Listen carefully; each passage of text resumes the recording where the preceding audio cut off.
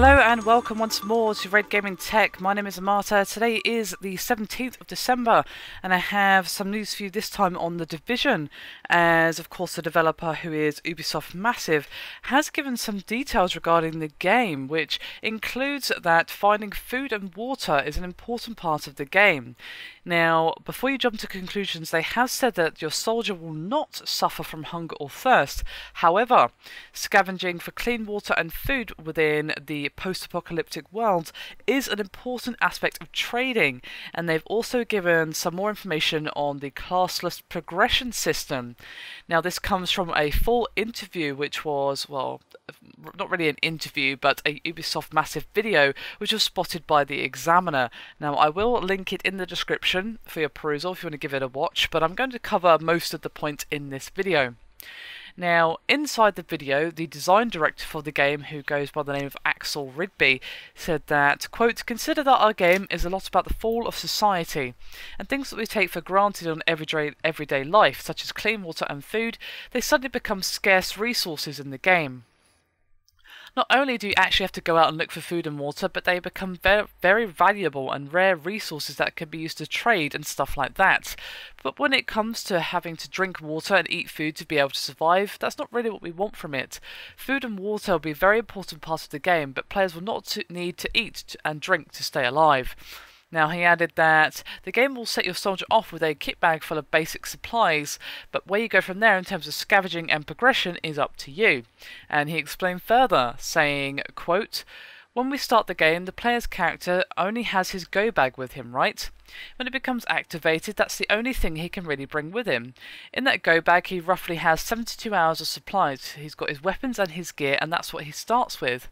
Then when moving throughout the world, it's going to be a lot about looting and acquiring new gear as you progress, focusing a lot on the RPG aspects of the game, since we are very much an RPG. So acquiring loot and gearing up your character is going to be a very big part of the game." Now, according to Ubisoft, The Division is very much a game founded on the idea of choice and putting the players in the shoes of someone else who is, of course, dealing with the fall of society. To that end, how your soldier levels up and gains new skills will not be bound by a class, but rather evolution throughout the game based on your choices and ability. Now, Ridby was then asked if the abandoned cars throughout the city of New York could be used by players, to which he highlighted even more choice. He said, quote, "If society fell and suddenly you had to hunt for food and water, you couldn't go down to your local supermarket and buy whatever you want. You have to actually start conserving it and start thinking about how you're spending those valuable resources that you have. If you did have access to fuel, would you use it to make sure you have access to clean water, or make sure that you have access to be able to heat your food by a mobile generator you can fuel and produce electricity? Or would you use it to fuel your car? I know what I would do."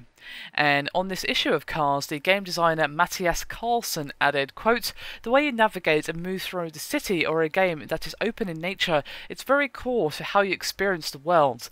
We are currently investigating what is best for our game, what we can do to give you the best experience as a player, because that is, in the end, what is most important to us."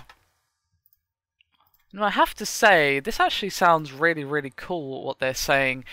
I think that they might want to consider, though, adding sort of a hardcore mode, for want of a better word, where you do have hunger and thirst and so on. Because if the food and water gathering mechanics are already in the game, if people want that extra challenge of having to worry about food and drink and maybe even sleep, then I think it would be interesting to give it to them. Then people who want that pure survival experience, which is something that we haven't really gotten too much. There's plenty of games that have been coming out based on survival, but not many have done it very well, and not many have had some certain aspects of the game mechanics that you would like from a survival game. So I think that could be something for them to consider. But even if they don't do that, this actually sounds really, really cool, and I actually really like this idea of not having your abilities bound by, oh, you're a medic or whatever. You know, no, that's not how life works. You can just pick up a book and learn how to be, I don't know, a plumber if you really wanted to,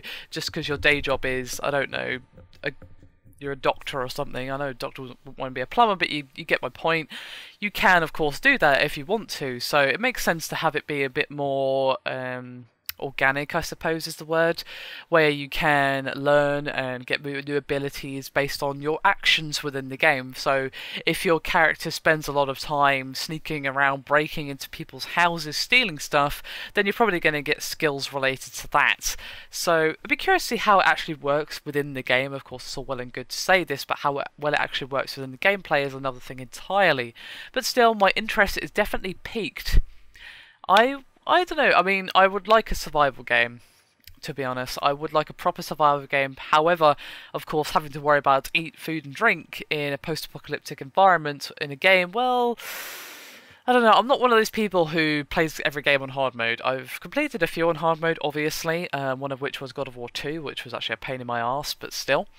Or God mode, or whatever the hardest one was. I genuinely can't remember. So, you know, one extra bit of challenge is nice. I don't know if I want quite that much challenge for me personally, but I think that it might be something for them to consider for a different mode or something like that. Anyway, that is me done for this video. Hope you've enjoyed it. Thank you very much for watching, and I'll see you next time.